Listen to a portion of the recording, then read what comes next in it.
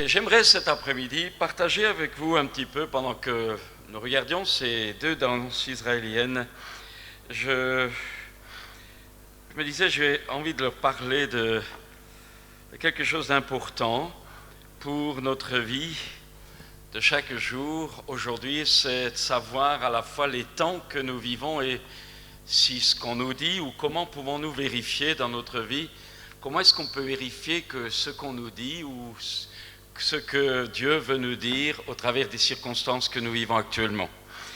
Je pourrais peut-être appeler ça...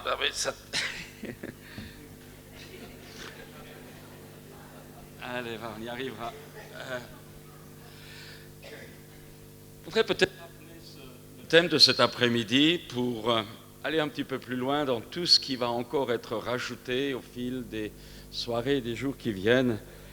Est-ce que la question, ou peut-être un point d'interrogation qui va peut-être vous interpeller, est-ce que le réveil est pour notre époque? On nous parle beaucoup de réveil, on nous parle de visitation de Dieu, mais vous savez qu'il y a toutes sortes de courants prophétiques, de prophéties qui sont données un petit peu par-ci, par-là, et je crois que c'est important d'avoir des critères sûrs ou des critères visibles pour ne pas seulement placer notre confiance dans des hommes ou dans des femmes qui nous parlent de la part de Dieu ou qui disent nous parler de la part de Dieu, mais il est également important de savoir que si nous construisons nos vies sur des choses précises, il faut que ce soit sûr. Parce qu'on voit souvent des désappointements, on voit souvent des échecs, et construire sa vie sur des erreurs, ça vous ne pouvez pas les rattraper dans les choses de Dieu, ou bien souvent difficilement. Et parallèlement, pour vous, peut-être cet après-midi, qui êtes peut-être là pour la première fois ou qui n'avez jamais fait une rencontre personnelle avec Jésus-Christ, quand vous entendez qu'on parle de réveil, ça veut dire visitation de Dieu, ça veut dire présence de Dieu, ça veut dire action de Dieu. Ça veut dire que si on dit que Dieu veut envoyer le réveil, ou que Dieu est en train d'envoyer le réveil, ou que Dieu est en train de préparer le réveil, ou que nous pouvons entrer dans le réveil, ça veut dire que pour vous, pour les besoins, les problèmes que vous pouvez avoir, les difficultés qui peuvent être les vôtres dans votre corps, dans votre foyer, dans votre famille, dans votre couple peut-être, dans vos relations parents-enfants, eh bien, ça veut dire que Dieu est là et que Dieu va pouvoir intervenir et que Dieu va intervenir. Donc, il y a pour chacun d'entre nous un intérêt majeur de savoir si ce qu'on entend, si ce qu'on dit, ou comment pouvons-nous vérifier concrètement, pratiquement, que c'est le temps de Dieu ou que Dieu est en train de préparer ce temps d'une façon particulière. Alors, si vous avez vos Bibles, j'aimerais que vous les ouvriez, et au chapitre 3 du livre des Actes, chapitre 3 du livre des Actes, au verset 1er, Pierre et Jean montaient ensemble au temple à l'heure de la prière, c'était la 9e heure, c'est-à-dire 3 heures de l'après-midi. Il y avait un homme boiteux de naissance qu'on portait et qu'on plaçait tous les jours à la porte du temple, appelé la Belle, pour qu'il demandât l'aumône à ceux qui entraient dans le temple. Cet homme, voyant Pierre et Jean qui allaient y entrer, leur demanda l'aumône. Pierre, de même que Jean, fixa les yeux sur lui et dit « Regarde-nous ». Et il les regardait attentivement, s'attendant à recevoir d'eux quelque chose. Alors Pierre lui dit « Je n'ai ni argent ni or, mais ce que j'ai, je te le donne. Au nom de Jésus-Christ de Nazareth, lève-toi et marche. » Et le prenant par la main, il le fit lever. Au même instant, ses pieds et ses chevilles devinrent fermes. D'un saut, il fut debout et il se mit à marcher. Il entra avec eux dans le temple, marchant, sautant et louant Dieu. Tout le monde le vit marchant et louant Dieu. Il reconnaissait que c'était celui qui était assis à la belle porte du temple pour demander l'aumône, et il fut rempli d'étonnement et de surprise au sujet de ce qui lui était arrivé. Comme il ne quittait pas Pierre et Jean, tout le peuple, étonné, accourut vers eux, au portique dit de Salomon. Pierre, voyant cela, dit au peuple, « Hommes israélites, pourquoi vous étonnez-vous de cela? Pourquoi avez-vous les regards fixés sur nous, comme si c'était par notre propre puissance ou par notre piété que nous eussions fait marcher cet homme? Le Dieu d'Abraham, d'Isaac et de Jacob, le Dieu de nos pères, a glorifié son serviteur Jésus, que vous avez livré et renié devant Pilate, qui était d'avis qu'on le relâchât. Vous avez renié le saint et le juste, et vous avez demandé qu'on vous accordât la grâce d'un meurtrier. Vous avez fait mourir le prince de la vie que Dieu a ressuscité des morts, nous en sommes témoins. C'est par la foi en son nom que son nom a raffermi celui que vous voyez et connaissez. C'est la foi en lui qui a donné à cet homme cette entière guérison en présence de vous tous. Et maintenant, frères, je sais que vous avez agi par ignorance, ainsi que vos chefs. Mais Dieu a accompli de la sorte ce qu'il avait annoncé d'avance, par la bouche de tous ses prophètes, que son Christ devait souffrir. Repentez-vous donc et convertissez-vous. Et voilà le verset que j'aimerais placer devant vous cet après-midi. Repentez-vous donc et convertissez-vous, pour que vos péchés soient effacés, afin que des temps de rafraîchissement viennent de la part du Seigneur, et qu'il envoie celui qui vous a été destiné, Jésus-Christ, que le ciel doit recevoir jusqu'au temps du rétablissement de toutes choses dont Dieu a parlé anciennement par la bouche de ses saints prophètes. Temps de rafraîchissement et temps de rétablissement. Et c'est de cela que j'aimerais maintenant parler. Les prophètes de l'Ancien Testament, et plus particulièrement Ésaïe, avaient annoncé que Dieu allait, dans les derniers temps, à la fois Joël, le prophète Joël, mais aussi d'autres prophètes, et Ésaïe aussi avait dit que dans les derniers temps, Dieu allait faire des choses étonnantes. Dans Ésaïe 60, au verset 2, le prophète dit, la part de Dieu, « Voici, les ténèbres couvrent la terre et l'obscurité les peuples. » Il y a là une radiographie, j'allais dire une photographie spirituelle que Ésaïe donne de la part de Dieu pour montrer que dans ces temps de la fin, dans les temps de la fin, eh bien, l'obscurité et les ténèbres allaient couvrir les peuples, allaient couvrir les nations. Ça, c'est une première vision, une première photographie par satellite spirituel d'en haut que Dieu donne au travers de la bouche d'Ésaïe. Mais Ésaïe continue, toujours au verset 2 de l'Ésaïe 60, « Mais sur toi, dira-t-il, l'Éternel se lève, sur toi sa gloire apparaît. » Nous voyons donc dans ces versets prophétiques de Ésaïe, nous voyons donc deux réalités.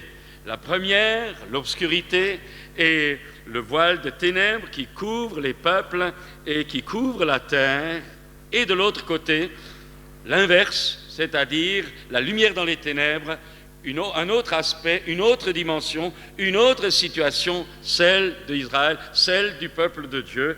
Mais sur toi, dira Ésaïe, ou l'Éternel au travers de lui, l'Éternel se lève, sur toi sa gloire apparaît. Il faut donc comprendre que déjà dans tout l'enseignement biblique, il y a vers ces temps, les prophètes avaient annoncé de la part de Dieu que dans les temps de la fin, il y aurait à la fois un voile de ténèbres qui irait de plus en plus grandissant, se développant de plus en plus. Les prophéties bibliques parlent également de la venue d'un antéchrist, qui aura des temps difficiles, des combats spirituels incroyables, donc des temps de plus en plus difficiles, de plus en plus, qui interpelleront de plus en plus ceux qui sont croyants. Et de l'autre côté, les prophéties bibliques, la parole de Dieu nous dit également que parallèlement à cette croissance de ténèbres qui va gagner la société, qui va gagner la planète, qui va gagner le monde dans lequel nous vivons, qui va couvrir les nations, eh bien, parallèlement à cela, Dieu dit, mais sur toi, l'Éternel fera sur toi, l'Éternel fera apparaître sa gloire. Et il y a donc au sein de ce monde de ténèbres, de cette vision de ténèbres, de cette vision d'obscurité prophétique, il y a parallèlement à cela une vision de lumière, une vision de bénédiction, une vision, j'allais dire, de témoignage d'une autre réalité, la réalité de la gloire de Dieu pour des hommes, pour des femmes, pour des nations, selon, nous allons voir que les hommes ou les femmes vont accepter cette vision des choses. Dans la lecture que nous avons faite dans Acte 3, l'apôtre Pierre vient donc d'accomplir, ou Dieu vient d'accomplir au travers de lui, un miracle étonnant. Les gens accourent, ils voient ce boiteux de naissance qui marche, bien sûr, tout le monde est étonné. Pierre leur dit, c'est par la foi dans le nom de Jésus que son nom a raffermi cet homme. Vous le voyez, ce n'est pas notre piété, vous connaissez cela. Et Pierre va donc dire deux mots, ou deux aspects. Quand la foule est là, étonnée devant le miracle indéniable qui vient d'avoir lieu, Pierre leur dit, repentez-vous et convertissez-vous pour que vos péchés soient effacés. Et voilà le premier point que j'aimerais souligner, afin que des temps de rafraîchissement viennent de la part du Seigneur et qu'il envoie celui qui vous a été destiné, Jésus-Christ. La parole de Dieu nous montre, au travers de la bouche de Pierre, qu'il y a donc des temps, et il y a donc des temps de rafraîchissement que Dieu veut donner. Repentez-vous. On voit la clé pour ces temps de rafraîchissement. Repentez-vous, convertissez-vous, afin que Dieu puisse vous envoyer des temps de rafraîchissement. Et puis, il continue encore, et qu'il envoie celui qui vous a été destiné, Jésus-Christ, que le ciel doit recevoir jusqu'au temps du rétablissement de toutes choses dont Dieu a parlé anciennement par la bouche de ses saints prophètes. Là, il n'y a plus question de rafraîchissement seulement, il est question de rétablissement. Rafraîchissement d'un côté, mais rétablissement, et on voit également dans ce texte une progression dans le rétablissement, puisque Pierre dira le rétablissement de toutes choses. Et le rafraîchissement sert à engendrer le rétablissement qui lui-même doit progresser jusqu'à sa finalité où toutes choses devront et seront rétablies. Il y a donc dans la parole de Dieu une saison ou des saisons de rafraîchissement. Il y a également des saisons de rétablissement où la présence de Dieu, sa puissance, ses dons, ses ministères accordés à l'Église sont prévus par Dieu dans le temps de la fin. Et on voit également, je survole, et on voit également dans les Écritures que ce temps de rafraîchissement et ces saisons de rétablissement doivent également toucher la vie concrète de chacun et de chacune d'entre nous à l'échelle individuelle, à l'échelle familiale, dans le mariage, dans les relations familiales, l'épouse, l'Église en tant qu'épouse ou fiancée de Christ, la guérison de toute notre personnalité, esprit, âme et corps, dans le leadership, dans la direction spirituelle au sein de l'Église, l'autorité, l'exercice convenable dans l'esprit du Christ de l'autorité spirituelle et également le rétablissement, le rafraîchissement et l'établissement final après bien des tribulations de la nation d'Israël. Le réveil, dans beaucoup d'aspects prophétiques, est donc annoncé pour notre époque de l'Église, je vais y arriver tout à l'heure, et pour que également par ces temps de rétablissement, par ces temps de rafraîchissement, l'Église puisse, et chaque croyant puisse être dans les ténèbres qui couvrent et qui couvriront de plus en plus la planète, pour que chaque croyant, chaque Église et le corps de Christ puissent être ce témoignage vivant au sein des ténèbres de la gloire réelle et authentique de Dieu. Sur toi, la gloire de l'Éternel se lèvera. Alors, le prophète Osée, au chapitre 5, verset 15, dit de la part de Dieu, je m'en irai, je reviendrai dans ma demeure jusqu'à ce qu'ils s'avouent coupables et cherchent ma face. Quand ils seront dans la détresse, ils auront recours à moi.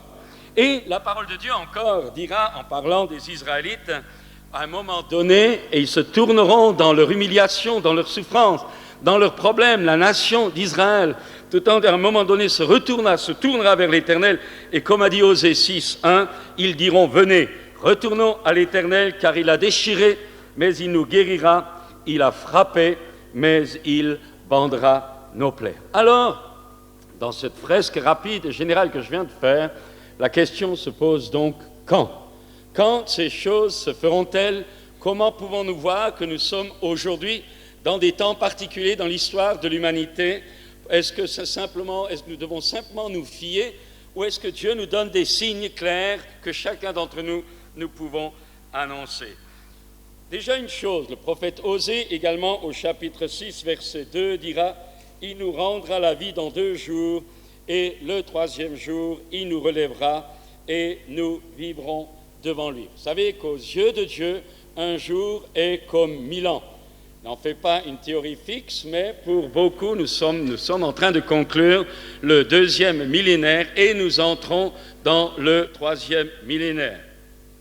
Il nous rendra la vie dans 2 jours, et le 3e jour, il nous relèvera. Déjà, rien que ce texte peut être interprété spirituellement que la fin de ce millénaire va engendrer une action de Dieu, le retour probable du Christ, alors que peut-être bien des gens aujourd'hui ne s'y attendent pas. Vous savez qu'actuellement en Israël, au sein de l'autorité, il y a de la crainte. Pourquoi? Parce que d'abord, à l'échéance de chaque millénaire, il y a toujours des illuminés, que ce soit du côté des Juifs, que ce soit également, malheureusement parfois, de certaines sectes chrétiennes, eh bien, où, par toutes sortes de raisons, on croit que c'est le retour de Jésus, on engendre le retour de Jésus, et il y a une crainte dans les autorités à Jérusalem, à l'occasion de la fin de ce millénaire, à l'occasion d'ailleurs déjà de la fête des tabernacles qui va avoir lieu. On a peur de troubles, on a peur de crises, de fanatisme, etc.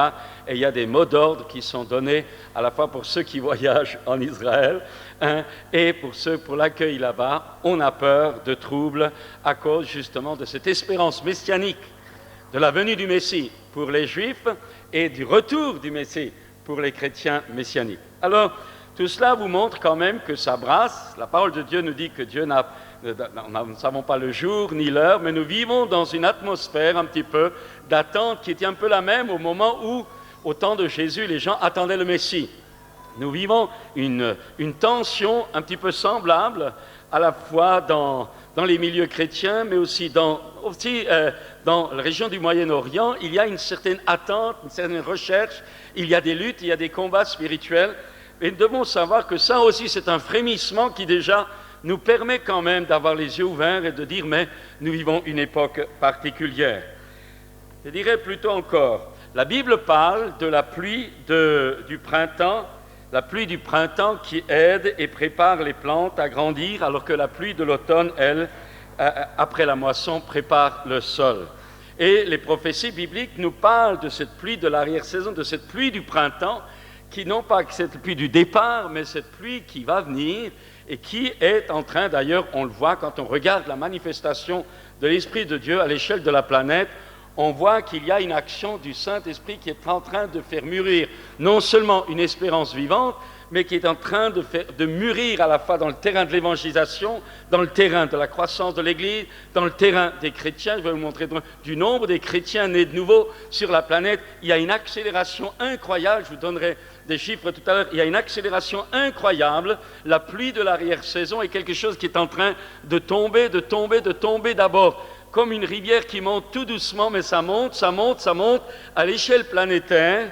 Et on peut le constater par des statistiques, on peut le constater qu'il n'y a aucun pays sur cette planète qui n'est actuellement épargné d'une façon ou d'une autre par l'action du Saint-Esprit. Vous savez, souvent, on ne le sait pas, mais il faut savoir que c'est parfois dans les pays musulmans les plus fermés de la planète qu'il y a le plus de conversions par jour. Ça, il faut le savoir. Nous, on est coincés par les médias, mais on a des informations tronquées sur bien des terrains. Mais il faut savoir qu'il y a énormément de musulmans qui se convertissent chaque jour dans des pays fermés en Arabie Saoudite, dans les camps palestiniens. Vous avez des dizaines et des dizaines de musulmans qui se convertissent chaque jour. Il y a d'autres pays, je ne peux pas rentrer dans les détails, mais nous devons comprendre que même si on nous le cache, il y a l'action de l'Esprit, cette pluie du printemps qui est en train de venir pour faire mûrir. Et non, Jean ne travaille pas le sol, elle est en train de faire mûrir, de faire lever, d'affermir un fruit qui deviendra de plus en plus clair.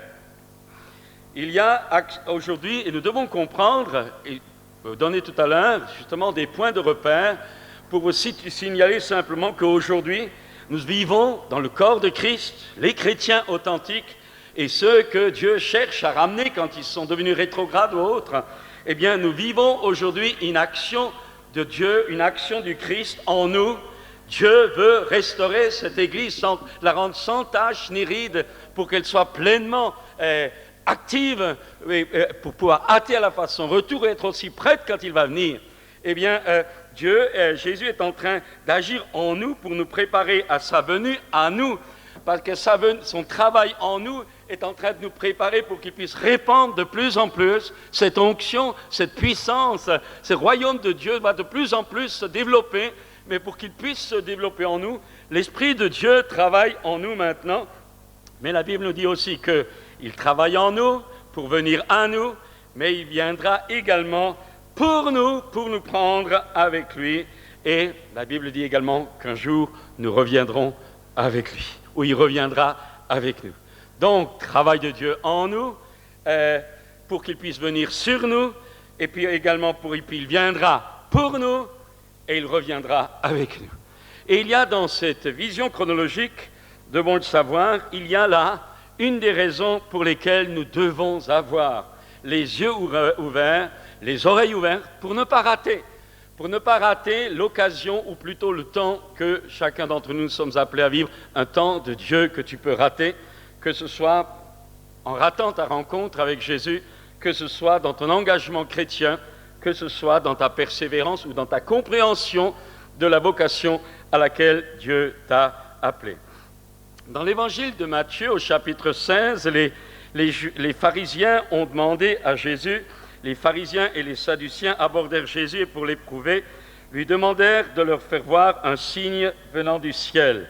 Jésus leur répondit, le soir, vous dites, il fera beau, car le ciel est rouge, et le matin, il y aura de l'orage aujourd'hui, car le ciel est d'un rouge sombre.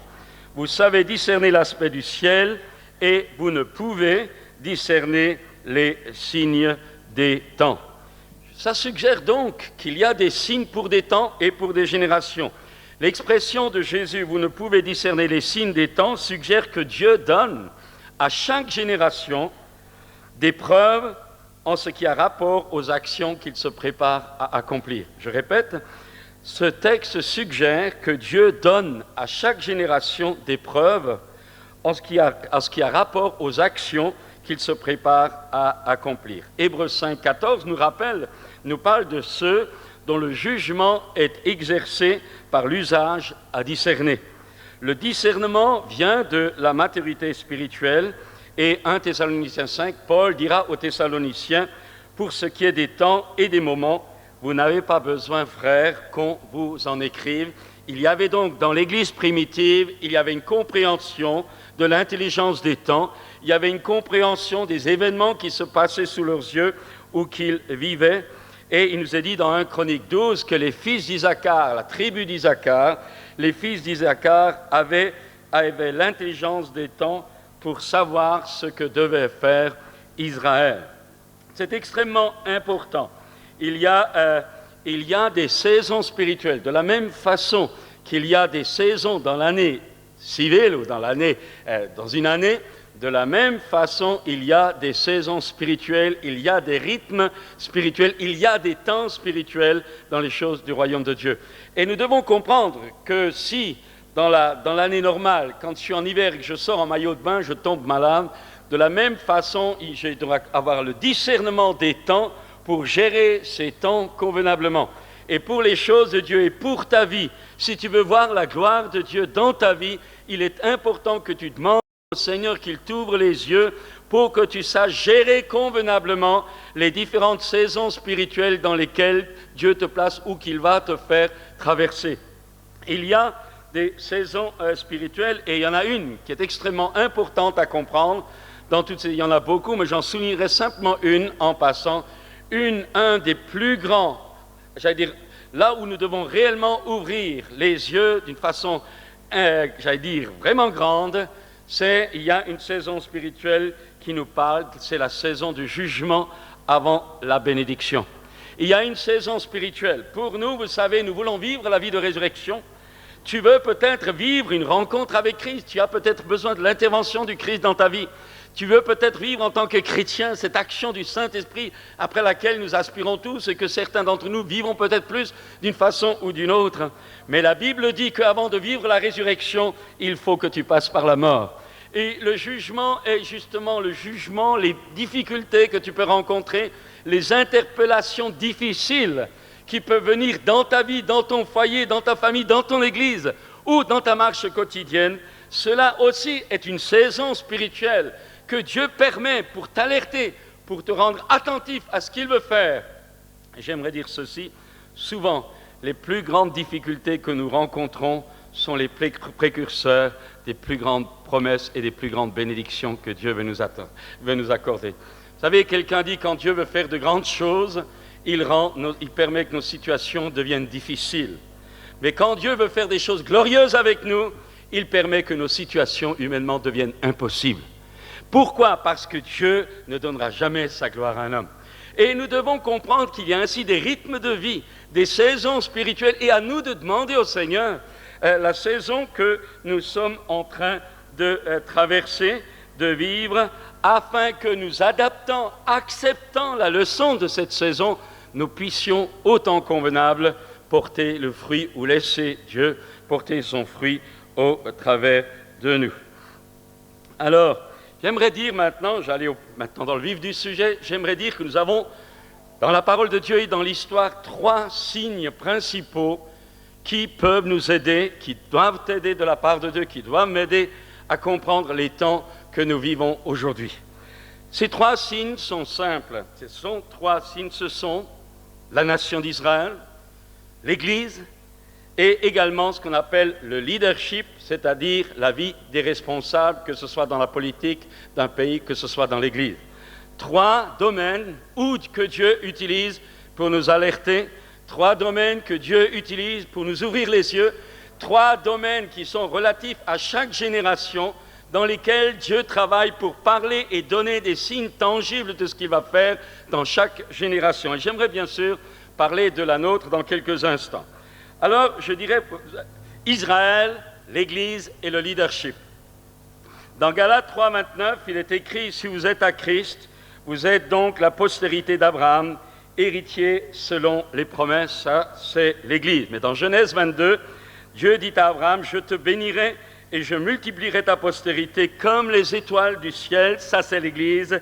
Et comme le sable sur le bord de la mer. Ça, c'est l'Israël naturel. Il y a donc dans la promesse et l'alliance que Dieu avait faite avec Abraham, il y a à la fois les étoiles dans le ciel qui étaient un signe prophétique pour lui montrer cette multitude, cette descendance, cette semence spirituelle, et puis le sable de la mer, donc la terre, donc la nature, donc la descendance physique. Et Dieu avait promis, avait fait alliance avec Abraham, où il lui parle d'une descendance naturelle et d'une descendance spirituelle. Et Paul dit que nous sommes la descendance spirituelle des promesses d'Abraham au travers de Jésus-Christ. Mais j'aimerais aller encore un petit peu plus loin. La Bible pourtant, malgré les promesses que Dieu a pu faire à Abraham, malgré l'engagement, l'alliance que Dieu a coupée avec un pacte de sang avec Abraham, en lui disant « ta semence, ta postérité sera en bénédiction à toutes les nations », la Bible et l'évolution historique, prophétique également, nous montrent et nous signalent que finalement, il y aura seulement un reste d'Israël à la fin qui sera sauvé.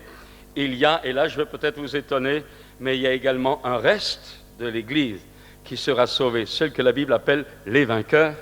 Et il y a également un reste des nations qui sera sauvé après que les jugements viennent. La parole de Dieu est très claire. Elle invite ceux de la nation d'Israël à se convertir au Dieu vivant.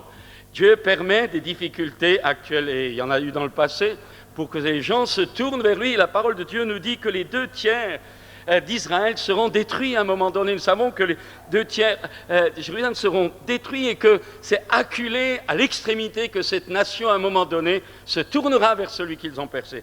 Il y a donc une souffrance qui attend la nation d'Israël. Et comme dit Paul, ce n'est pas tous les Juifs qui sont l'Israël spirituel, ce sont ceux qui, à un moment donné, dans leur cheminement au cours de l'histoire, ont eu plus ou moins conscience de la révélation du Messie, Jésus le Messie, et se sont tournés vers lui. Et là, nous devons comprendre que la Bible est claire. Elle nous dit, nous aimons Israël, bien sûr, nous sommes, nos racines sont... la Bible, le salut vient des Juifs, dit la parole de Dieu, mais nous ne devons pas oublier que cette nation va au-devant des temps difficiles et un reste seulement sera sauvé. D'où l'importance de prier pour Israël. Mais la Bible dit également que c'est seulement les vainqueurs de l'Église, celui qui vaincra, celui qui vaincra, celui qui vaincra, celui qui vaincra. Non pas, nous l'avons entendu hier soir, non pas avec la force de nos biceps, mais par la foi. Par la foi et par la persévérance, nous héritons des promesses de Dieu. Et puis la Bible dit également que le jugement descendra sur les nations. Rappelez-vous, les boucs, les béliers, les brebis, etc. Je n'insiste pas. Je voudrais dire encore ceci. 1 Corinthiens 15 nous dit que ce qui est spirituel n'est pas le premier, c'est ce qui est animal. Ce qui est spirituel vient ensuite. Dieu travaille d'abord en Israël. Écoutez bien cela, il fait le correspondant dans l'Église, et il le confirme dans le troisième domaine du leadership. Et je vais devenir maintenant très très pratique. Et je vais prendre maintenant le troisième signe. Je viens de parler d'Israël, je viens de parler de l'Église rapidement, mais je parlerai aussi du changement de leader, changement de responsable. Quand Dieu se prépare à accomplir une nouvelle œuvre, il y a habituellement des changements de responsables, soit au niveau politique, soit au niveau religieux, soit au niveau spirituel, soit au niveau de l'Église. Et vous avez ça en Israël, vous avez ça dans l'Église, et vous l'avez aussi dans les nations, et je vais vous donner des critères très précis ou des dates très précises. Par exemple, quand ça a été le changement, quand il fallait que Israël rentre en Canaan, eh bien, Dieu dira à Josué, c'est Josué qui prend le relais, « Moïse, mon serviteur, est mort, maintenant lève-toi, passe ce Jourdain. Ce Jourdain, il y a changement.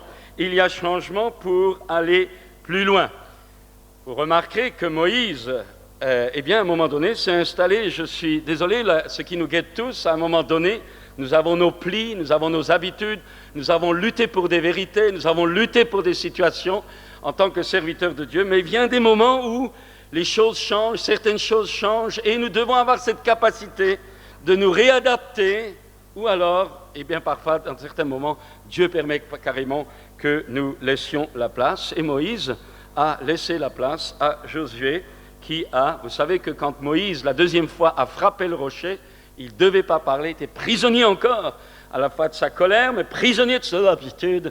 Et parfois, nous pouvons être prisonniers de certaines choses qui étaient vraies en leur temps, qui étaient justes en leur temps, mais qui, à un moment donné, ont besoin d'être remplacées par autre chose.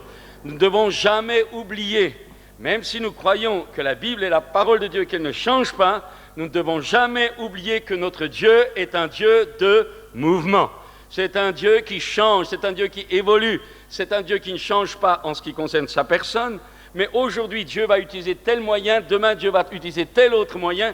Il a la diversité de Dieu et nous devons demander au Seigneur de nous ouvrir les oreilles, de nous ouvrir les yeux. Nous ne devons pas nous enfermer dans des ornières, mais nous devons être souples dans la main du Saint-Esprit parce que nous voyons dans la parole de Dieu les diverses opérations, la diversité des opérations de Dieu. Dieu ne guérit pas toujours de telle façon, Dieu ne fait pas toujours de telle façon.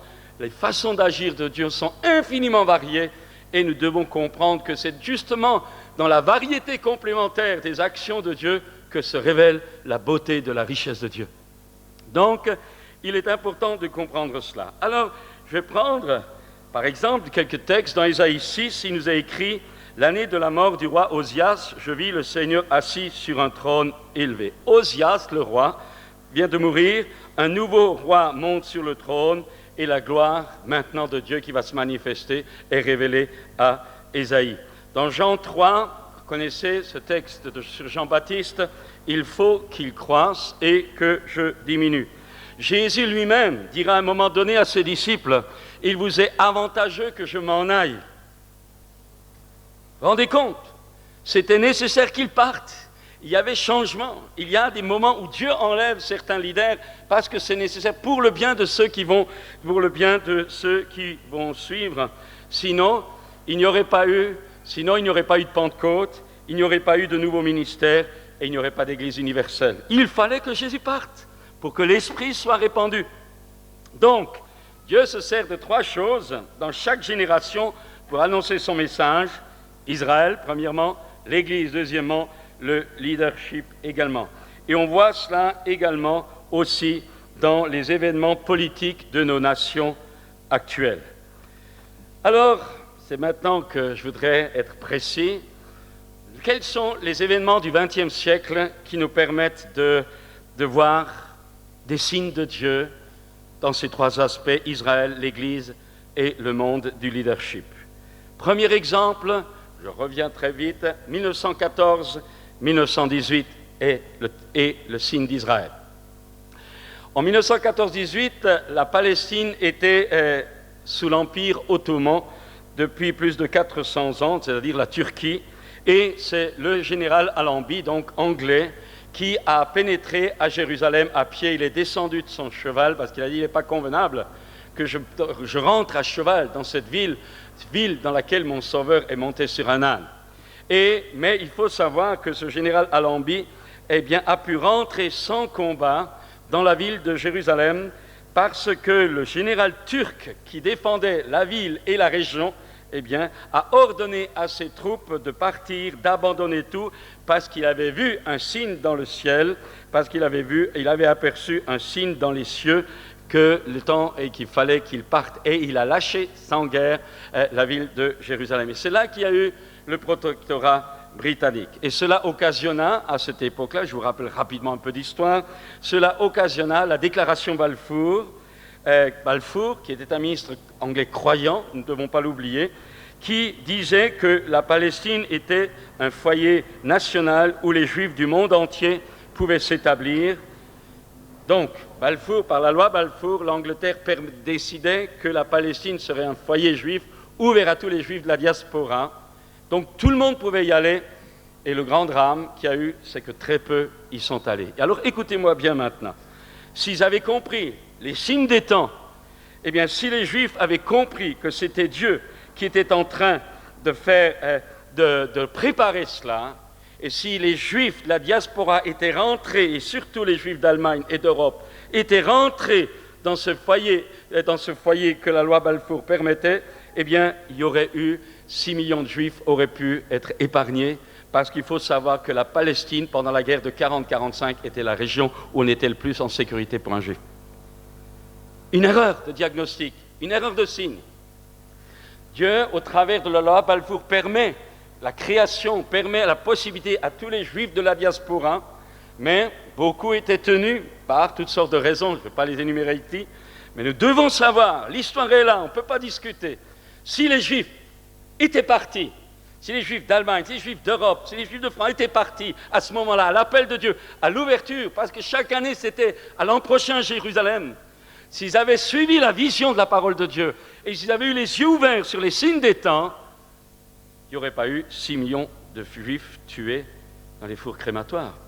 Il n'y aurait pas eu la possibilité pour Hitler de faire ce génocide incroyable. Tout simplement, ils n'ont pas compris les signes des temps.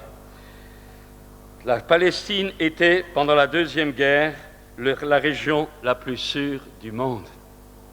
Ça, on ne le sait pas, mais c'est comme ça. Aujourd'hui, il y a un réveil de l'antisémitisme en Europe, rappelez-vous, différents pays européens de l'Est, même la Suisse, même la France. Rappelez-vous qu'à cause d'Israël, à cause des Palestiniens, à cause du monde musulman, il y a une pression de plus en plus forte qui se fait sur bien des Juifs. Et tout ça, c'est aussi quelque chose, un signe des temps par lequel Dieu veut parler aux Juifs de la dispersion pour leur dire de rentrer, parce qu'il faut comprendre que le retour du Messie, le retour du Christ, est aussi lié au retour de ceux qui sont dans la dispersion. Je ne dis pas que tous les dispersés vont revenir, mais nous devons comprendre que l'Église a une vocation de hâter le retour de Jésus-Christ par l'évangélisation, et nous devons comprendre que les Juifs, eux aussi, par le retour dans leur pays, par l'accomplissement prophétique du rétablissement des villes et de tout ce pays, eux aussi participent à l'avènement spirituel, à l'accomplissement spirituel du retour du Messie. Et ça traîne pour toutes sortes de raisons, et nous devons prier pour cela. Mais je voudrais dire également, ça c'est pour Israël, maintenant je prends 14-18, maintenant 14-18 pour l'Église, le signe de l'Église.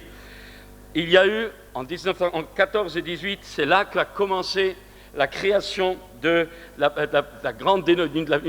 plus grande dénomination de cette époque-là, pentecôtiste de la planète. Le premier conseil général de la dénomination pentecôtiste la plus grande se réunit en 1914 et commença une nouvelle extension de la dimension pentecôtiste de l'Église. Vous devez savoir qu'en 1968, un recensement a montré que d'une quasi-inexistence au début de ce siècle, le groupe pentecôtiste est devenu le mouvement le plus important du monde protestant de la planète, et actuellement, il y a à peu près 500 millions de chrétiens pentecôtistes nés de nouveau sur la planète. Donc, c'est un des signes qui a commencé, devons le rappeler, en 1914. Il y a également, en 1914, il rappelait au 14-18, a eu le bouleversement, la révolution russe, bouleversement, je n'ai pas le temps d'insister, bouleversement au niveau politique dans les nations, le leadership a été bouleversé. Dans l'Église, il y a eu également des bouleversements. 14-18 n'a pas seulement été un événement de guerre il a été un signe spirituel de la part d'Israël, de la part de l'Église, de la part du leadership dans l'Église et dans le monde et dans Israël, pour notre génération, et comme a dit Jésus, tu vois le ciel est rouge, alors regarde et comprends et interprète les signes. Il y a, je vais plus loin, deuxième exemple, 1947-1948, et on reprend le premier terrain, Israël. Après la Deuxième Guerre mondiale, les Anglais décidèrent de ne pas honorer certaines promesses faites pour la Palestine, abandonnant le pays, nous le savons, et le laissant à la guerre entre Juifs et Arabes. Et nous savons également que, en 1947, donc c'est la victoire et la création, en 1948, officiellement de l'État d'Israël en tant que nation, reconnue, je le rappelle, par l'ONU, pour la première fois depuis 2500 ans. Et il n'existe pas, il faut comprendre, ce n'est pas simplement un événement comme ça, nous devons comprendre que d'après les lois sociologiques, d'après les lois des États, d'après l'histoire, il n'y a jamais eu un peuple qui a été totalement rayé en tant qu'État pendant 2500 ans et qui est ressorti comme un État officiel, une langue morte, réinstallée, réintégrée comme aujourd'hui. Et un signe, 1947 et 1948, est un signe de Dieu au travers d'Israël. C'est un miracle, ça n'existe pas. Tout sociologue vous le dira, c'est un miracle, ça n'existe pas naturellement. Mais je continue. Ces années étaient aussi... Alors ça, c'est pour Israël. Maintenant, pour l'Église, 47-48, ces années étaient aussi la manifestation glorieuse des ministères puissants dans l'Église. Restauration d'une nation, Israël. Mais il y a également, l'Église va prendre des proportions très fortes par des ministères très forts, qui sont réputés. Prenez un homme comme Billy Graham, William Branham, Oral Roberts, T.L. Osborne, qui étaient des hommes, moi je prends un exemple, qui ont peut-être parfois été critiqués, c'est sûr, vous ne faites rien, vous n'êtes jamais critiqué. Mais pour moi, qui connais l'œuvre missionnaire, je peux vous dire, malgré tout peut-être, les points de vue doctrine américains ou autres, mais je vous dire un des plus grands missionnaires, ou un des plus grands hommes évangélistes, qui a fait le plus de miracles et de conversions en Afrique, c'est T.L. Osborne. C'est un homme, on vous le dira, dans le monde anglophone, c'est un homme qui a été beaucoup décrié plus tard, peut-être, je ne sais pas toutes les raisons, mais je peux vous dire, il y a eu des hommes qui ont marqué des nations entières, des régions entières de la planète. Et ça, c'est 47-48 que justement ce genre de leader, et il y a eu également, pendant cette période, à même moment où Dieu réinstallait Israël en tant que nation officielle, dans l'Église, signe de Dieu pour l'Église, dans l'Église, au travers de l'Église, il y a eu des vagues de guérison extraordinaires au travers du monde entier par l'Église. 1947-48, sur le terrain maintenant, troisième terrain, le leadership, eh bien, juste avant le réveil de 47-48, le Seigneur se choisit des nouveaux leaders pour le mouvement pentecôtiste mondial. Le Dr. Price, vous connaissez la sœur Aimée Semple McPherson, Smith Wigglesworth, les frères Jeffries en Angleterre sont tous en dehors de toute cause de maladie pour la plupart, sans raison de santé ou d'âge, indépendamment de leur âge, sont tous disparus de la circulation. Et il y a eu une nouvelle génération. Ça s'est passé 47-48. Il y a eu un changement complet à cette même période du leadership dans le monde de l'Église. Et aujourd'hui, l'Église jouit d'une vie spirituelle à cause des événements de 47-48 dans cette mutation des responsables. Il y a eu des Josué qui ont pris le relais de Moïse qui sont partis. Je vais vous montrer tout à l'heure comme quoi, vous allez voir, ça correspond très très bien parce qu'il y a des... Vous allez voir, je vais vous donner des dates. Troisième exemple, 1966-1967, Israël. La guerre, rappelez-vous, la guerre spectaculaire des 6 jours et Jérusalem qui était divisée, la moitié appartenait à la Jordanie, eh bien, au bout de 2 jours, Jérusalem redevint une et la capitale devint la capitale d'Israël. Luc 21, Jésus a dit, lorsque Jérusalem sera foulée aux pieds par les nations jusqu'à ce que le temps des nations soit accompli. Nous devons comprendre, lorsqu'il y a eu la guerre des 6 jours en Israël, ce n'était pas simplement quelque chose qui passait dans les médias et dans les informations. Nous devons comprendre que c'était des signes de Dieu pour notre génération, des signes de Dieu pour toi et pour moi, pour te dire, lève les yeux, regarde, apprends à lire ce qui se passe. Alors je continue. Les nations arabes. nous arrivons, avec la prise de Jérusalem en tant qu'unité, nous arrivons à la conclusion de la dispensation des gentils d'après Jésus. Nous vivons pendant les derniers événements de l'âge de l'Église. Savez-vous que les nations arabes, pendant des siècles, n'avaient jamais fait de Jérusalem leur capitale? Jamais, c'était aucun problème pour eux. Savez-vous qu'on a utilisé les pierres des urinoirs, on a utilisé des tombes, des pierres tombales juives pour faire des urinoirs. Il faut bien comprendre qu'avant qu'il y ait le retour d'Israël, eh bien, les Arabes les musulmans ne cherchaient absolument pas de faire de Jérusalem la capitale. Mais dès que Israël a repris vie, et surtout maintenant que Jérusalem est devenue la capitale, alors là, maintenant, laissez-moi vous dire qu'on va au-devant de temps difficiles. Pourquoi cela? Très simplement parce qu'à cause d'Israël, à cause de cette capitale, eh bien, hébreu, eh bien, nous devons comprendre qu'il y a une guerre spirituelle. Et la guerre spirituelle, c'est l'islam, qui est une puissance. Et l'islam ne tolérera jamais. Pour ceux qui prient pour Israël, il faut savoir que ça va devenir de plus en plus dur. L'islam, cette principauté, ne tolérera jamais une autre religion dans sa région. C'est impossible. Dans la compréhension même de l'islam, si l'islam admet l'existence de l'État juif avec donc la descendance d'Isaac, eh bien ça veut dire que le Dieu des Juifs a gagné, le Dieu Allah des musulmans. Ça veut dire que c'est impossible, dans la notion même de l'islam, il y a une seule religion planétaire qui doit être reçue, c'est l'islam. Donc jamais, vous ne devez jamais vous attendre. C'est impossible parce que derrière les réalités humaines, il y a une bataille profonde, spirituelle, une confrontation de domination, de principe. Il n'y aura jamais de paix avant que le prince de paix vienne. Et vous devez comprendre ça. Alors tous les contrats, tous les accords humains ne peuvent rien, parce que la parole de Dieu est claire. Nous n'avons pas à lutter contre la chair et le sang, mais contre des principautés, des dominations, des esprits méchants dans les lieux célestes. Alors, je dirais que 1966-67 pour l'Église a aussi été une étape. Importante, une nouvelle effusion du Saint-Esprit. Vous savez que début du siècle, l'effusion de la Pentecôte était prolétaire, j'allais dire c'était le peuple qui était touché. Mais en 1966, avec le mouvement charismatique, ce sont les leaders dans les églises, que ce soit au niveau catholique, soit au niveau protestant, évangélique, eh bien, ce sont les responsables qui expérimentent l'effusion charismatique, l'effusion du Saint-Esprit et toutes sortes de mouvements qui existent aujourd'hui à l'état planétaire, mouvements pour les femmes, mouvements de Jésus, les femmes agglo, mais aussi toutes les grandes œuvres charismatiques de notre planète ont commencé à ce moment-là. Je dirais encore ceci, 1966-67 et le leadership, c'est-à-dire au niveau du troisième terrain, c'est-à-dire des responsables, il y a un changement également. C'est à cette même période que William Branham, qui était un évangéliste extrêmement fort, à mon avis c'est un des hommes qui avait une plus de puissance, mais qui à un moment donné, semble avoir dévié dans sa doctrine sur la Trinité, eh bien, il est mort.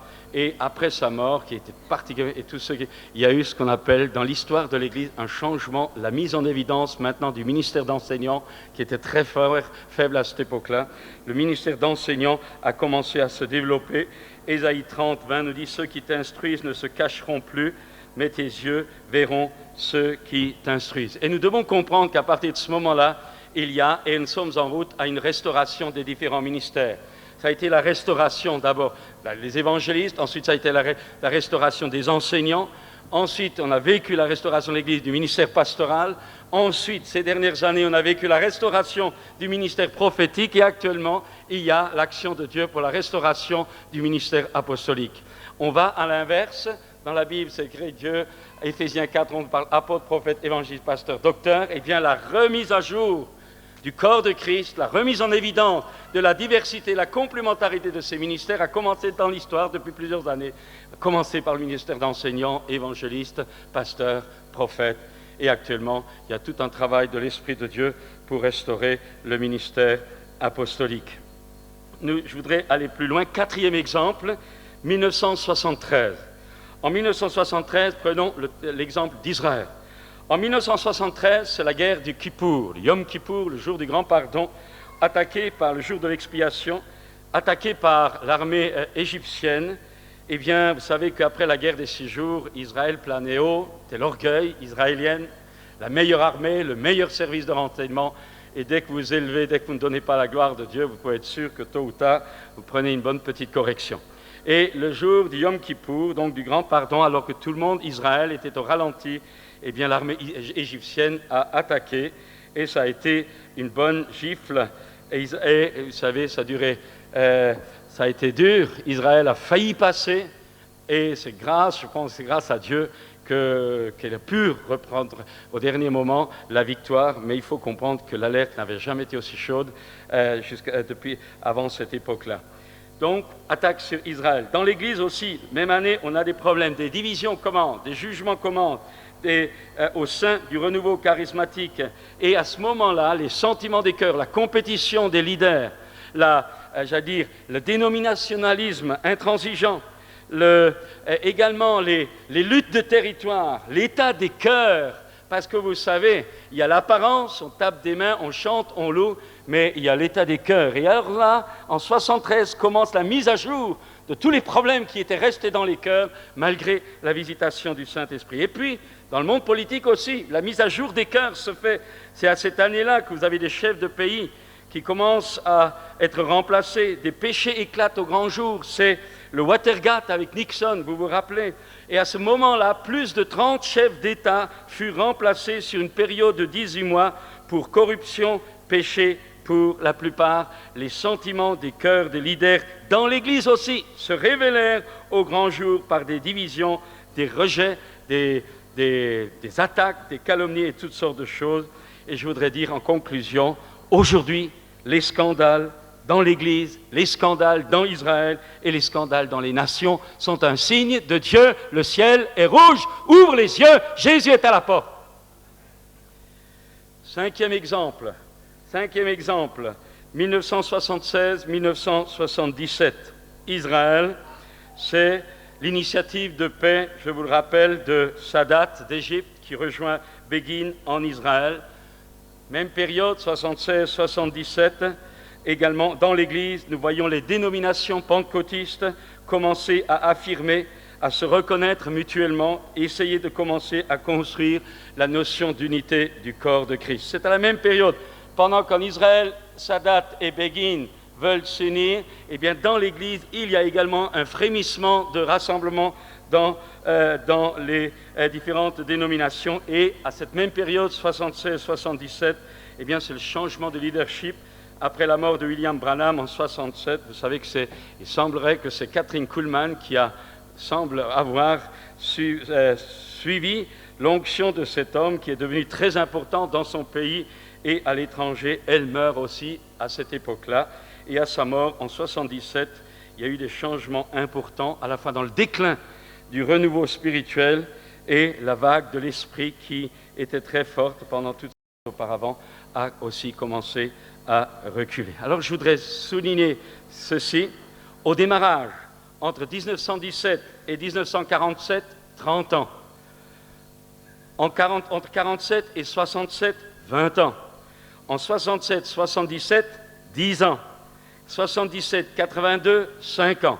On voit que les signes de Dieu dans l'histoire que vous pouvez vérifier, eh bien les signes de Dieu se rapprochent de plus en plus, la fréquence se multiplie de plus en plus, et actuellement, que ce soit au niveau d'Israël, que ce soit au niveau de l'Église, que ce soit au niveau du leadership national ou international, vous pouvez regarder, tout bouge maintenant d'une façon comme les tremblements de terre maintenant, tout bouge beaucoup plus souvent, il y a une multiplicité, je dirais presque quasi instantanée, quasi continuelle de ces signes.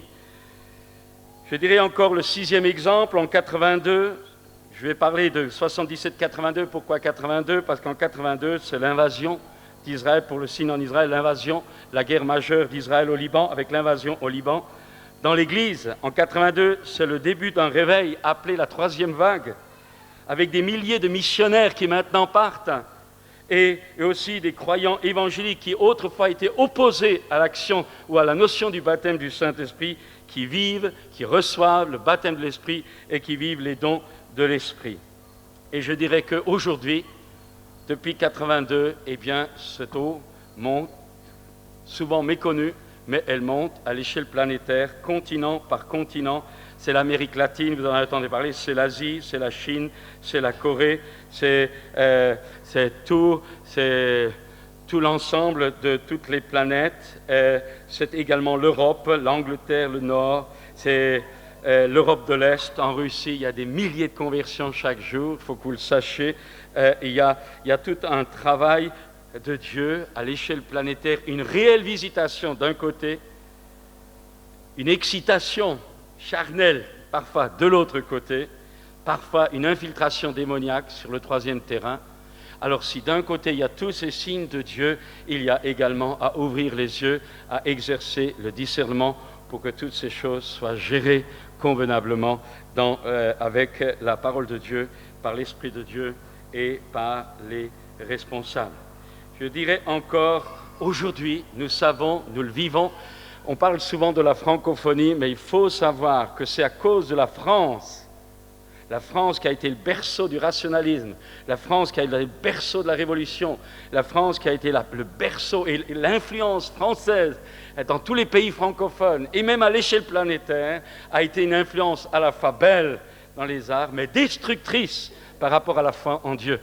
Et nous devons comprendre que Dieu va confondre, est en train de confondre ça. Pourquoi est-ce qu'on vous parle beaucoup de la francophonie? Il ne s'agit pas de certains peut-être qui veulent peut-être récupérer, j'en sais rien, mais je veux dire, il y a une action de Dieu dans la francophonie parce que c'est la France, c'est la francophonie, c'est l'esprit de la francophonie qui a été à la base la cause de déviation ou de la perte de la crainte de Dieu dans bien des pays, et Dieu semble actuellement, par une action du Saint-Esprit en francophonie, que ce soit en Afrique, que ce soit dans d'autres pays francophones dans les îles, Dieu est en train d'agir par son Esprit dans les pays francophones, et de plus en plus, et je crois de tout mon cœur, il y a tellement trop de problèmes dans notre pays, je crois que ça viendra aussi pour notre pays ici.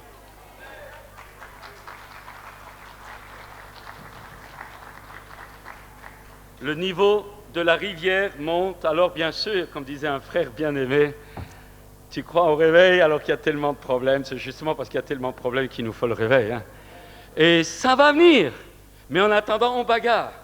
Mais le niveau de la rivière monte doucement, parfois d'une façon spectaculaire, parfois momentanément, mais on est en route. Alors, j'aimerais dire, ayons à cœur le réveil. Et je dirais, alors, comment nous préparer à cela? Eh bien, je crois pertinemment à la valeur de l'Église locale.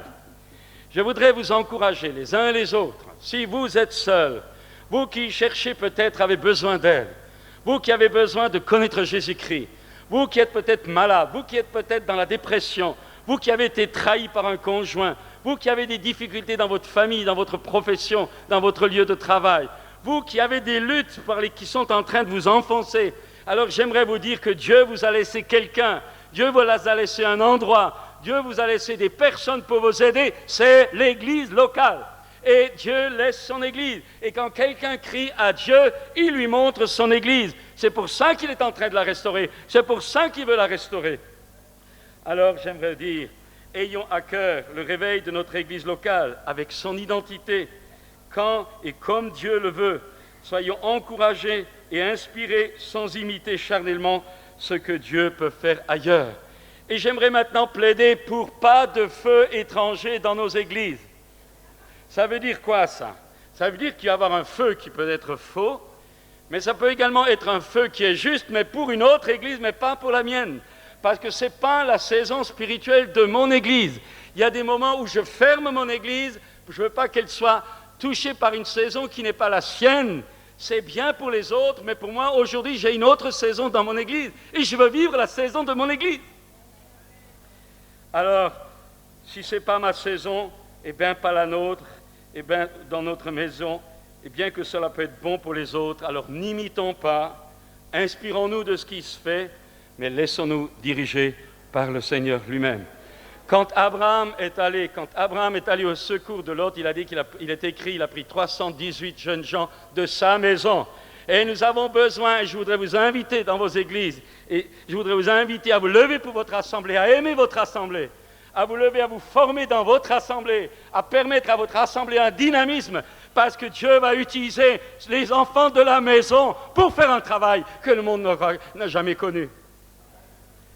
Alors, je dirais encore les enfants de notre famille, car Et je dirais aussi également, car, et je n'ai pas le temps de tout dire, mais je dirais simplement, apprenons à aimer notre assemblée locale.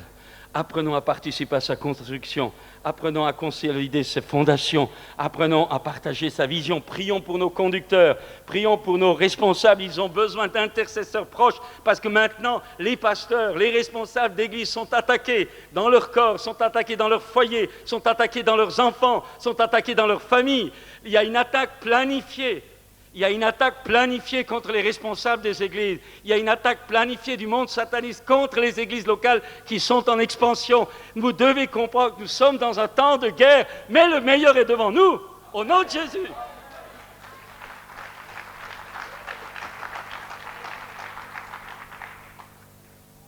Dans l'histoire d'Israël et de l'Église, les gens servaient le Seigneur quand il y avait un leader qui avait vu et vécu les œuvres de Dieu. Quand il était parti, eh bien, le peuple devenait rétrograde. Le réveil vient et veut venir pour relever les rétrogrades. Et je fais un appel là. S'il y a parmi nous des chrétiens, et j'aimerais dire, nous vivons un monde de confusion même dans l'Église de Jésus-Christ. Moi, j'appelle ça les chrétiens qui vivent un programme à la carte. Un prédicateur ici, en cours. Un prédicateur là, en cours. Un rassemblement ici, en cours. Un truc machin, ici, on l'est là. Mais quand la Bible parle que la foi chrétienne, c'est de grandir d'abord en aimant ses propres frères, celui qui ne prend pas soin des siens est pire qu'un infidèle, c'est visiter nos malades dans les hôpitaux, c'est voir nos isolés, c'est prendre soin des enfants, c'est en un mot, au lieu de courir, c'est regarder le boulot que Dieu met devant nous dans le cadre d'une assemblée pour que notre assemblée fasse envie aux gens. Chers amis, je ne suis pas contre les conventions, on en a une. De temps en temps, c'est bien qu'on se retrouve ensemble pour louer, adorer. Mais si vous êtes un chrétien de convention uniquement, vous allez tout perdre tôt ou tard. Mon église locale. Le Seigneur ajoutait chaque jour à l'église ceux qui étaient sauvés. Et l'Épître aux Hébreux dit, n'abandonnez pas vos rassemblements, comme c'est la coutume de quelques-uns. Et ça a toujours existé dans l'histoire. Mais nous devons apprendre à nous inspirer des leçons de l'histoire. Alors le réveil vient pour relever les rétrogrades. Alors si tu réalises que tu as dérapé, si tu réalises que tu as perdu cette vision, comme l'a été dit hier soir, je rappelle ce que j'ai partagé hier après-midi, si tu réalises que le matérialisme a pris le dessus, si tu réalises que sans t'en rendre compte, ta vie chrétienne n'est plus qu'une apparence, l'apparence de la piété, mais depuis longtemps tu en as perdu la force, alors je te supplie au nom de Jésus, reviens, c'est le moment pendant cette convention. Le réveil vient aussi pour augmenter l'œuvre missionnaire d'évangélisation. Alors là, j'aimerais le dire, nous avons un monde qui meurt, 0,6% de Français sont nés de nouveau. C'est lamentable, c'est comme ça, mais c'est une triste réalité, mais elle est là. Et on voit les gens qui se préoccupent de leur bien-être et qui veulent que Dieu les bénisse pour être bien, qui veulent que Dieu les bénisse pour être heureux, alors que nous avons l'avantage d'être sauvés et que des millions de gens, chaque seconde, je ne sais pas combien il y a, de personnes, de centaines de personnes qui chaque seconde filent en enfer. Et depuis que nous avons commencé cette réunion, des milliers de personnes sont parties en enfer. Et nous, on est contents de louer Dieu. Je voudrais crier le réveil, c'est aussi la vision de l'évangélisation. C'est surtout la vision de l'évangélisation. Et il faut que ça bouge. Il faut que ça bouge. On est trop centré sur nos besoins. Pourquoi faut-il évangéliser? Parce que les âmes sont perdues. Et je voudrais m'adresser à ceux d'entre nous cet après-midi qui n'avaient jamais rencontré Jésus-Christ. Je vous souhaite d'être la personne la plus heureuse au monde. Je vous souhaite de réussir dans tous les domaines de votre vie. Mais si vous n'avez pas rencontré Jésus-Christ, Jésus a dit à quoi ça vous servirait de gagner le monde entier si vous perdez votre âme. Et si vous perdez pour l'éternité. L'enfer, c'est long, on n'en ressort jamais. Et nous devons comprendre que notre vision à nous les chrétiens, un réveil authentique, c'est un réveil qui vous donne l'amour des âmes, qui brise la léthargie de l'égocentrisme, qui brise la léthargie de la paresse spirituelle. Un réveil met les chrétiens en mouvement, parce que Dieu est un Dieu de mouvement. Frères et sœurs, c'est important. C'est important. Pour le réveil vient, pour l'œuvre missionnaire, pas seulement dans notre pays, pas seulement ouvrir des églises dans notre pays, la mission intérieure, mais également au loin, non pas là où il y a déjà 36 000 églises, mais dans des endroits non atteints où il y a tellement besoin de l'Évangile. Et je dis que là aussi, c'est une honte de voir parfois des œuvres missionnaires se faire la bagarre alors qu'il y a tant de terrains où il n'y a rien encore. Alors, chers amis, nous devons aussi, le réveil veut venir. Et j'aimerais plaider cet après-midi pour 3 conversions. La conversion, il y a 3, savez-vous qu'il existe 3 conversions? La première, c'est la conversion à Dieu. Et ce matin et cet après-midi, j'aimerais te dire, si tu n'as jamais donné ta vie à Dieu, c'est aujourd'hui le jour du salut. Il faut que tu te convertisses au Dieu vivant. Il faut que tu acceptes de renoncer à ta vaine manière de vivre. Il faut que tu donnes ta vie à Christ. Il a payé pour toi. Il est mort pour toi. Il a été crucifié pour toi. Il est vivant. Et cet après-midi, tu peux changer ta vie pour toujours. Conversion à Dieu, en abandonnant les idoles, ta même manière de vivre, et en te remettant entre les mains du fidèle Créateur. Mais il y a également la vraie vie chrétienne. Deuxième conversion, c'est se convertir à nos frères et sœurs. Devenir chrétien, c'est aimer son Dieu, mais également notre prochain, et commencer par nos frères et sœurs dans la foi, les membres de notre famille naturelle, et puis les frères et sœurs dans la foi. Il y a une conversion envers notre prochain. Devenir chrétien, c'est accepter d'être serviteur des autres. Et puis il y a la conversion au monde, c'est-à-dire aux gens du monde. Quand on devient chrétien, on se convertit pour se mettre au service de ceux qui sont dans le monde, pour les arracher du feu et les amener par l'évangélisation et le témoignage au salut qui est en Jésus-Christ. On ne vit pas dans une citadelle fermée, on aime le monde car Dieu a tant aimé le monde. On ne devient pas mondain, mais on aime le monde. C'est extrêmement important. 3 conversions, rappelez-vous cela. Alors je dirais que, encore ceci, Joël, alors le réveil vient pour apporter la restauration à l'Église et la sanctification, changement de vie, rappelez-vous, j'ai dit hier, une transformation. Dieu ne te sauve pas seulement, il veut ta transformation. Et puis Joël 2 nous dit, les airs se rempliront de blé et les cuves regorgeront de mou et d'huile. Je vous remplacerai les années qu'ont dévoré la sauterelle, le gélec, le basil et le gazam, une grande armée que j'avais envoyée contre vous. Le premier de ces animaux attaque le fruit, le deuxième attaque la feuille, le troisième attaque la branche et la dernière attaque la racine. Eh bien, j'aimerais dire, nous vivons un monde où il y a tellement de gens qui font des dépressions.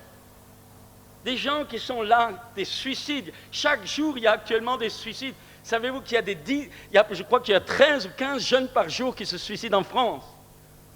Vous devez comprendre, les gens sont déboussolés. Des femmes se suicident, des hommes se suicident. J'ai vu des responsables chrétiens se suicider. Ça existe. Nous vivons des temps difficiles.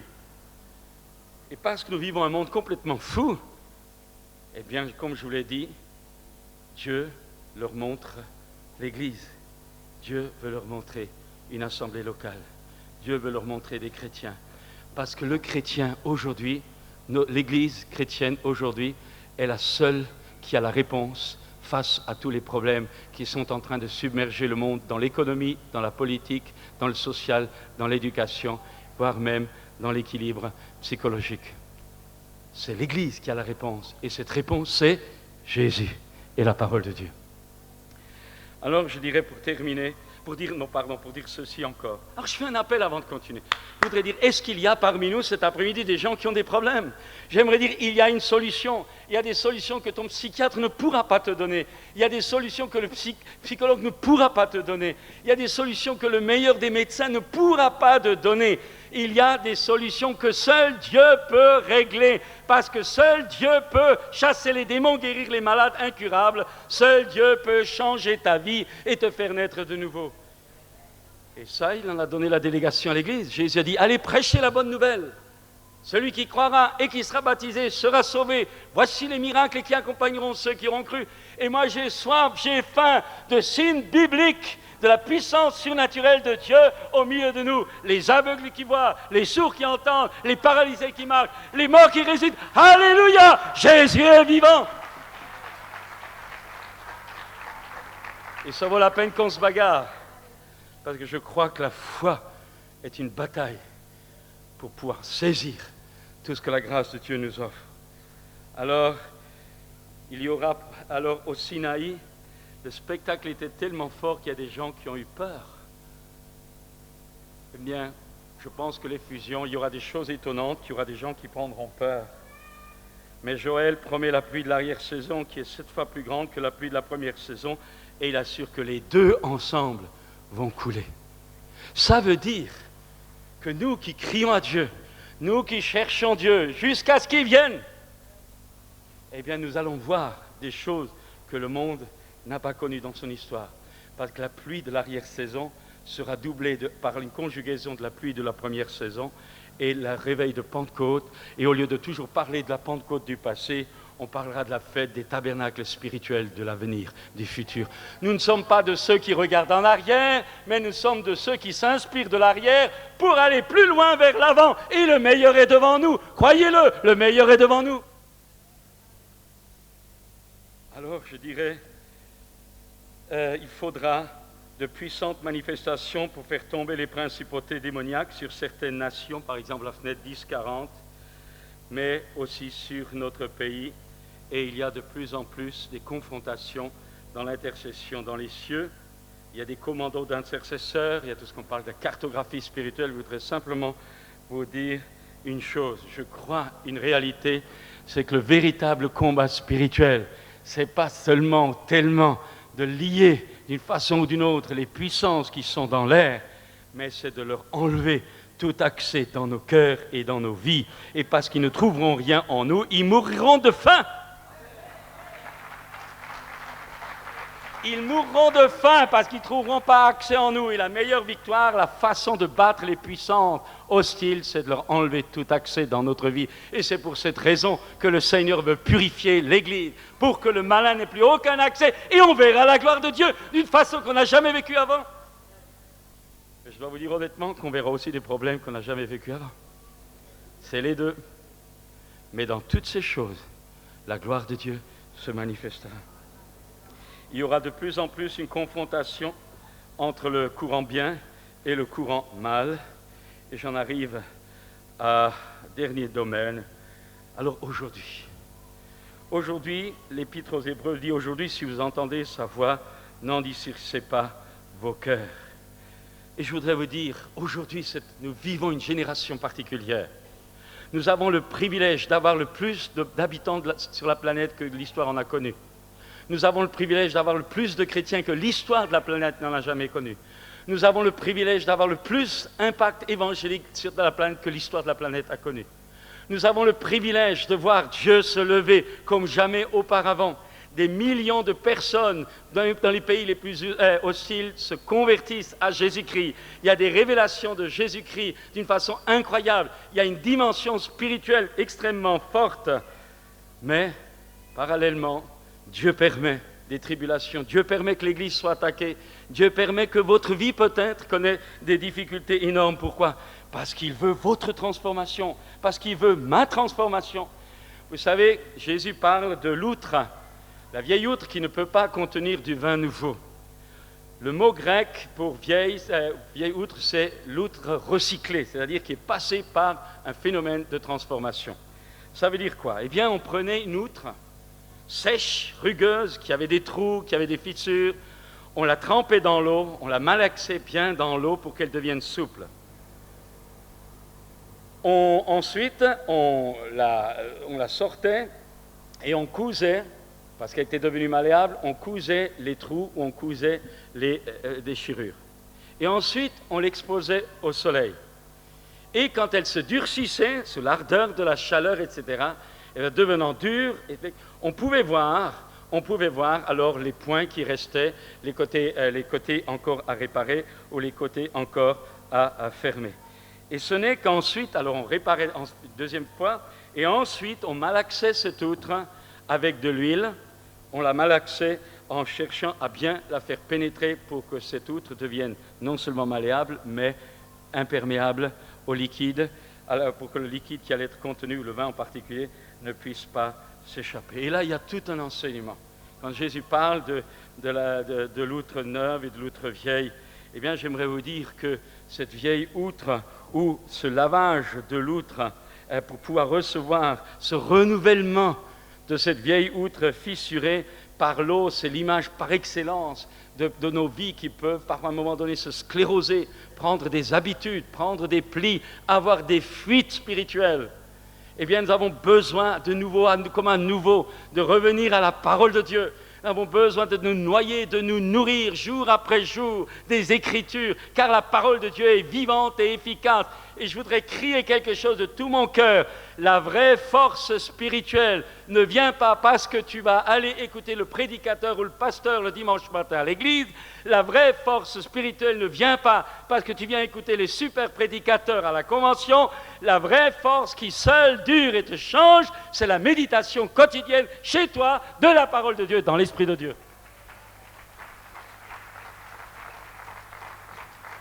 Et là, laissez-moi vous dire, il y a un monde à renverser dans le milieu évangélique.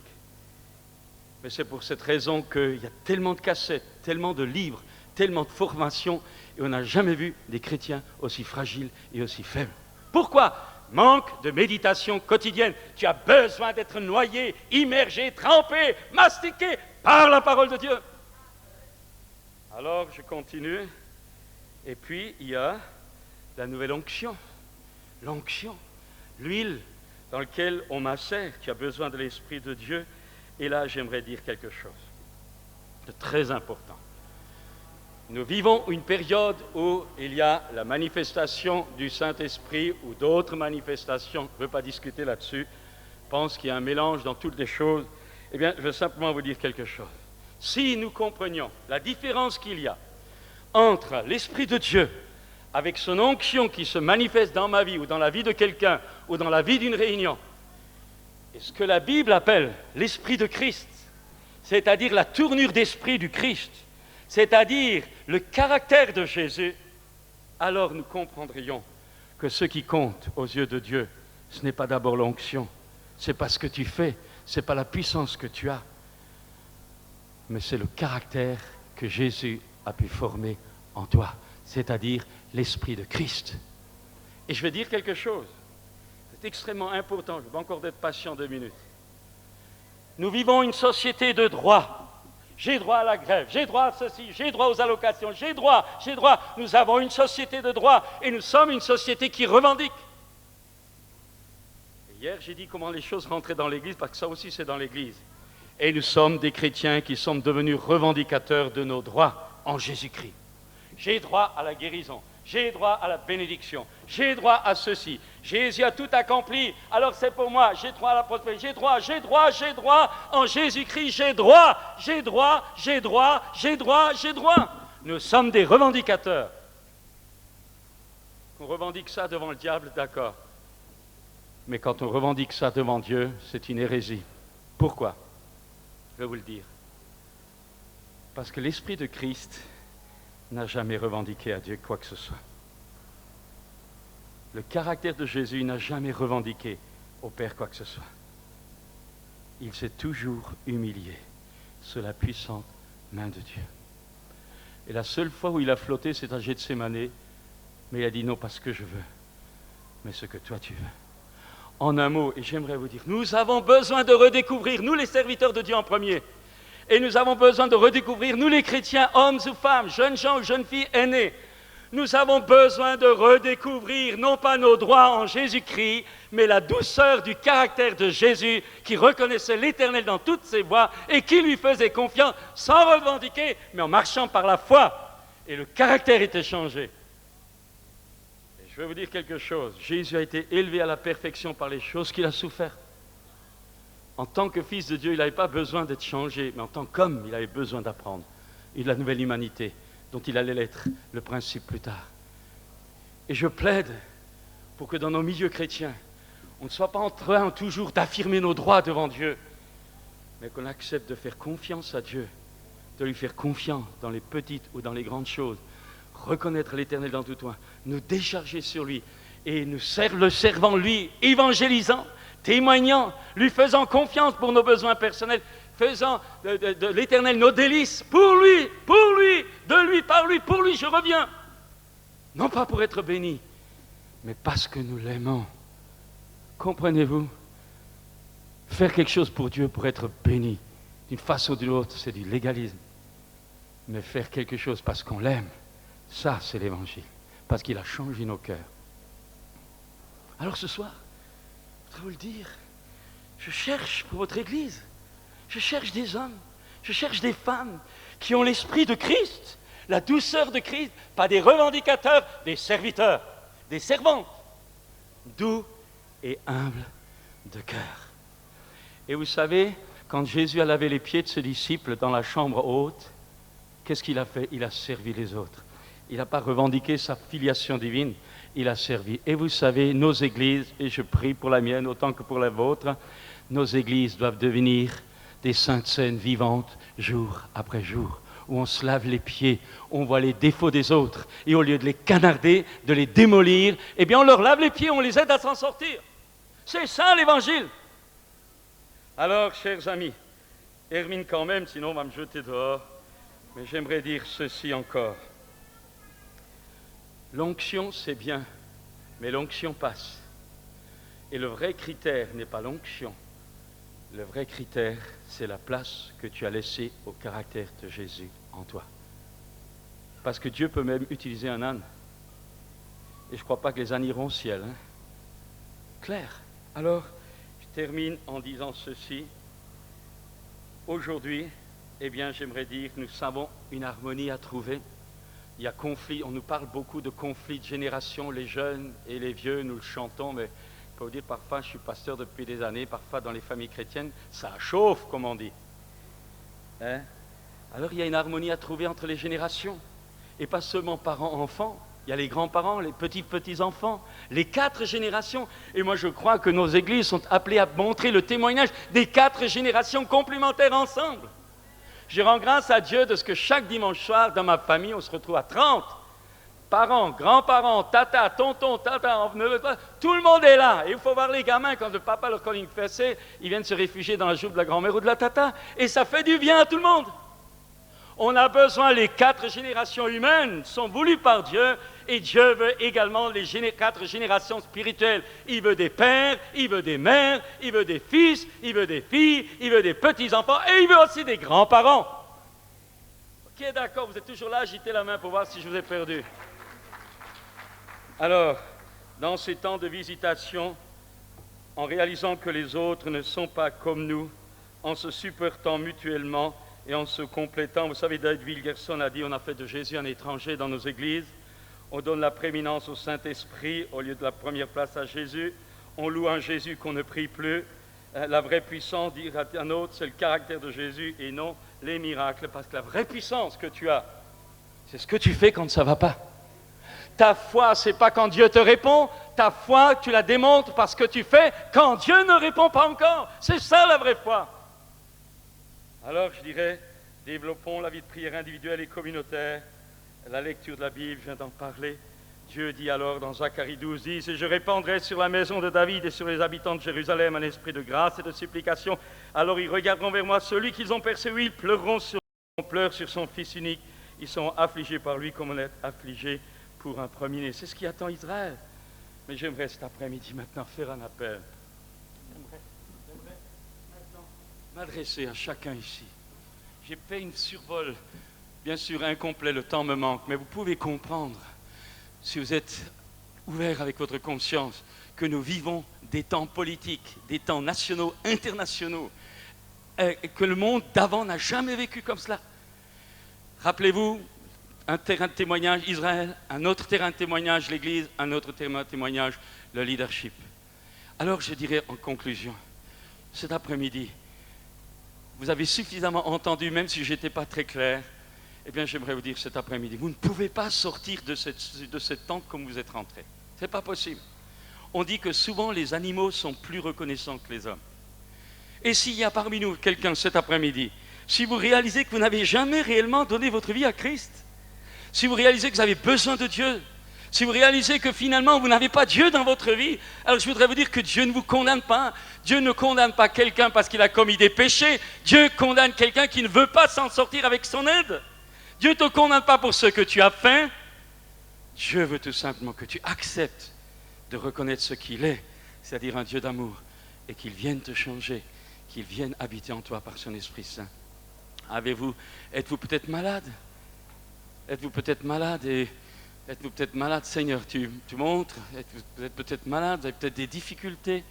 peut-être des difficultés dans votre vie. Je parle à ceux d'entre nous qui, jusqu'à ce jour, n'ont jamais donné leur vie à Jésus. Voulez-vous cet après-midi dire, Seigneur, oui, moi j'en veux de cette vie-là. Je veux vivre le temps de ma génération. Je veux être un signe de Dieu pour ma génération. Je ne veux pas passer à côté du plan. Je veux vivre, Seigneur, je veux vivre. Seigneur Jésus, ce soir, je te donne ma vie. Je te donne mon cœur. Seigneur Jésus, viens faire ta demeure en moi. Et puis je vous rappelle 3 conversions. Conversion à Dieu. Mais Seigneur, je te donne ma vie aujourd'hui. Je te demande de m'aider à servir les autres. Mes frères dans la foi, l'église à laquelle je vais me joindre, les chrétiens, apprendre à les supporter, même dans leurs défauts. Et puis 3e conversion. Et Seigneur, je veux aussi aimer le prochain dans mon travail, le prochain à l'école, le prochain dans ma famille qui ne t'appartient pas encore. Seigneur, je veux l'aimer et faire tout mon possible dans la prière et par mon témoignage de l'arracher à la mort, à l'enfer et à la perdition. Aujourd'hui, dit la parole de Dieu, si vous entendez sa voix, n'endurcissez pas votre cœur. Je voudrais vous inviter à incliner votre tête un instant pendant la prière. Seigneur, tu es là, je t'en prie, agis Seigneur, agis maintenant. Oh, je t'en prie, agis maintenant. Oh, pendant que nous gardons les yeux fermés, eh bien si vous qui êtes là, peut-être cet après-midi, peut-être êtes-vous là pour la première fois, peut-être êtes-vous un peu choqué de ce qui a été dit, mais regardez, ne regardez pas aux défauts de l'orateur, regardez simplement à la vérité profonde que, au fond de vous-même, vous ressentez face à tout cela. Eh bien, voulez-vous dire, Seigneur, ce soir, je te donne ma vie. Je ne sais pas comment tu vas faire, mais je veux te faire confiance. Je te remets mon avenir, je te remets mes défauts, les choses que j'arrive pas à faire, le bien que je veux faire, j'y arrive pas, le mal que je veux pas faire, je le fais quand même. Seigneur, si c'est pas toi qui m'aides, j'y arriverai jamais. Dites-le lui. C'est tout simple, soyez comme un enfant. Venez à moi, dit Jésus, vous qui êtes fatigués et chargés, et je vous donnerai du repos.